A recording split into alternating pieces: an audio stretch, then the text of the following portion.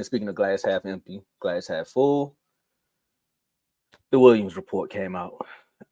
So it came out yesterday that the camp from Caleb Williams, the number one, who could potentially be the number one draft pick in this season, in this upcoming draft, is saying that they don't want to go to Chicago. It's like basically what they said was flat out, and since we're using sources, I'm gonna use a source that said it. It was Colin Cowherd said Williams does not want to go to Chicago. Hold on, what was the source? Colin Cowherd. Oh Lord, so go ahead. I know, but sometimes when people say things, they could possibly be right. Because it's not the only time this has come out. Like he said it most recently, but this is not the only time. That's why I was like, let me read one of the sources. It's not the first time though.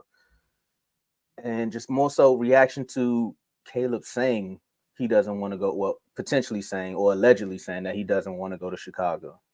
And I'll start this one off. Eli got traded the day he was drafted.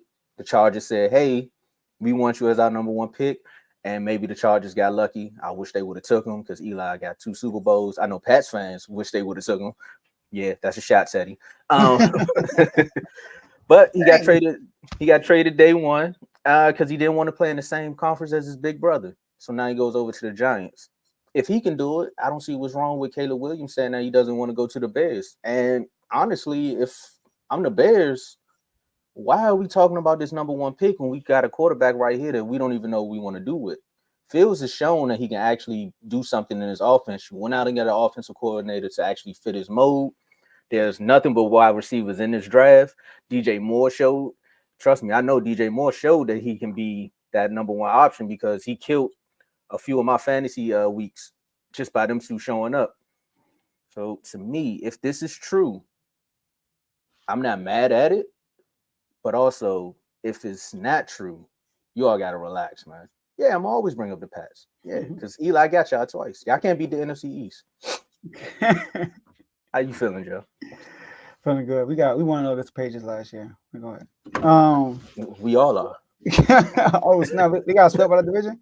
Oh my gosh, they did. Did the Giants beat them? I'll look it up. Go ahead. Oh my gosh. But anyways, so did this? Like you said, this came out before. It came out before, but then you kept hearing people saying that he's gonna be no more overall pay. You're like, okay, they just straight up going to ignore this report. Okay, we want to just ignore it too, right? But I'm cool with Caleb Williams not wanting to go to Chicago. Like, think about it. Chicago haven't been relevant for real, I guess, since Jay Cutler. But before Jay Cutler, the '84 Bears, for like Chicago. That's crazy. My bad. I'm sorry. Yeah. They did it. They lost to the Giants too. That's crazy. Dang, that's crazy. So look, well, I want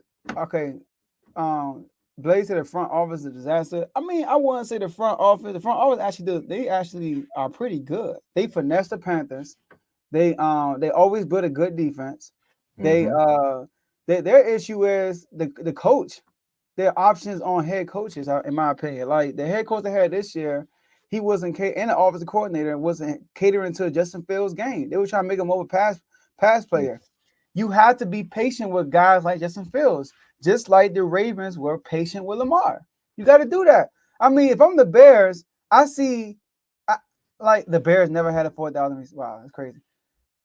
If I'm the Bears, right? If I'm the Bears, I'm looking at Lamar Jackson. I'm like, yo, Justin Fields is not saying he's Lamar, but he's dynamic also. He's a dynamic player. One thing about Justin Fields, though, he gets hurt every year also, like Lamar Jackson, and comes back. I feel like he gets hurt and come back every year. Build around that. It seemed like hold on, Joe, my bad. I'm sorry. It seemed like when he get hurt, he come back better than he was before he got hurt, though. That's the crazy part. He came back and beat Detroit. Like, what? Yeah. So I don't know. Like if I'm now, I'm gonna build I would keep Justin Fields. Him and DJ Moore have a connection. Marvin Harrison Jr. Him and DJ Moore, they said they grew up together. That's a connection right there. Do it the Hurst way. You know what I mean? Like you got 2 receivers right there. Your defense, Montez Sweat. Montez Sweat looked good last year. Led the team in sacks. All he did with the Commanders.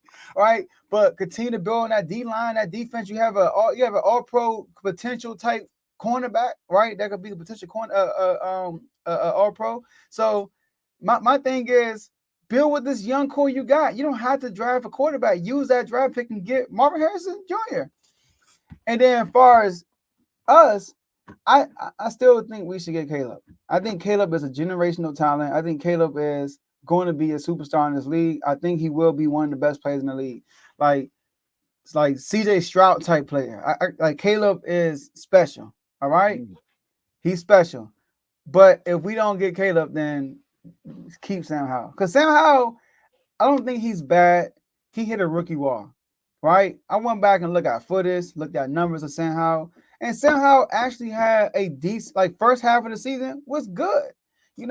Like the Cardinals, he had a couple of rookie mistakes with the turnovers, but he overall played good. Broncos down 18, came back and led us to a victory. Against the Bills, he gets killed by the Bills. Played great both games against the Eagles. Played good against the Patriots. That's a good defense, right? Played really good as a Patriot. He had one bonehead play after a tremendous drive against the Patriots. He threw an interception in the end zone, but leading up to that end zone interception, he was killing them. So but I think once the second half of the season, once we traded Montez, once we lost to the Seahawks, after that Seahawks loss, when we knew like this season is over, I feel like he hit a rookie wall after that. Like after that second Giants game, it was just over after that. He just started going downhill. So I think he's deep. I think we should keep on if Caleb's not the guy. But man, Caleb, I'm cool with that, man. Chicago ain't the place you want to be. You want to go somewhere where you could potentially grow as a player. You know what I mean? Protect your future. Protect your future. Look what they did to Justin Fields. Protect your future.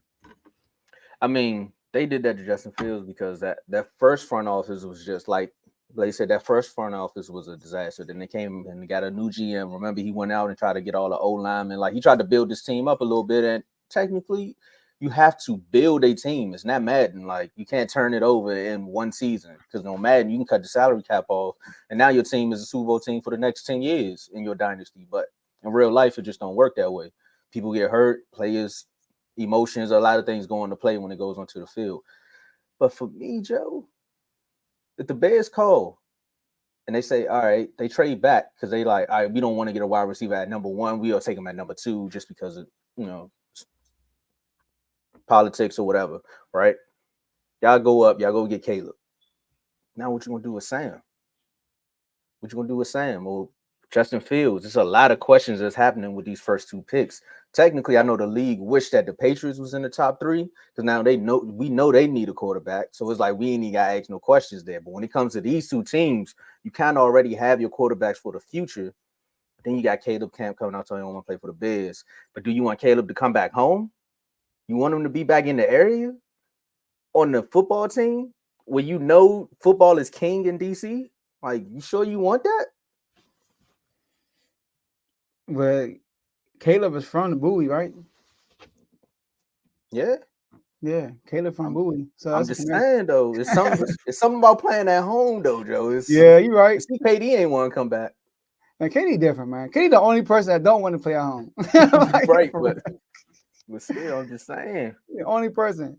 And Javon asked about Drake May. Like I always say, I had to look more into Drake May. I feel like as we get closer to the draft, but I gotta look more into Drake May. I think Drake May is talented, but is he worth a number 2 overall pick? So I don't know. I gotta look more into Drake. I'm not sold on Jaden Daniels. He had one good year. I gotta go back and look at Jaden Daniels from this year, but last year Jaden Daniels, he was not nah. So and he's a 5th-year quarterback, Jaden Daniels, by the way. Carl, you can answer this during our commercial break, but what round did Brock Purdy get drafted in? So again, the pick doesn't mean anything. It's just about what the coordinator's gonna do with that quarterback. See, the thing about Sam Howell is that ownership got nothing to do with Sam Howell. None of the players. Huh? They don't got nothing to do with none of the players, actually. Yeah. So they have no issues get rid of Sam Howell or make Sam Howell just sit. They have no issue with that because they didn't pick him. Like, if they picked them and then it's like, okay, bro, like, why would you draft them if you're gonna? But he a 5th-round pick, like Carl said, though, 5th-round pick. I mean, you could throw it away, but it happens. I'm going off of what you were saying about why you should keep Sam. So I'm saying, remember Brock Purdy, after the season, Trey Lance still had a job, right? And then Brock Purdy beat him out in training camp. Isn't that what happened? And Brock and Trey Lance went what, top 5? Yeah, I'm saying like Brock Purdy, even he came in, led him to the NFC Championship game. Trey Lance was still the guy that's supposed to start. They said a And lot of quarterbacks can be generation. I can't argue with the comments. Go ahead, Joe. okay. That's just chat talk right there. Yeah, I was about to go back and forth with the comments. I can't do that. All right. I know we got RBO Vaughn coming up next. Yeah, we do, man. We about to go to a commercial break. Hey, Carl, man, I see you in the chat, man. We can talk about it a little bit more, but again, go back and watch why I asked that question, and then we can go into more details. But coming up next, we got to talk about All-Star stubs. You know, Joel Embiid, he might be done, son, for the season. We don't know. But we got our special guest, RBO Vaughn, coming on to talk hoops. As a Wizards fan, y'all might hear me be a little quiet on these next 2 topics, but it is what it is. Make sure y'all hit that like button, share, subscribe, and we'll be right back.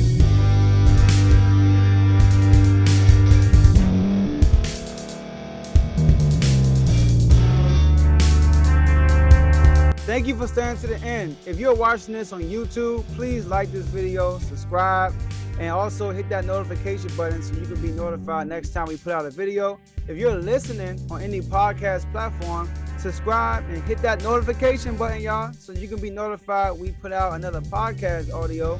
And last but not least, hit that share button. No matter what you're listening to or watching it, hit that share button and send it to somebody that you know that would love to watch this episode you just listened to. So once again, thank you for staying to the end, and we'll see y'all at the next episode.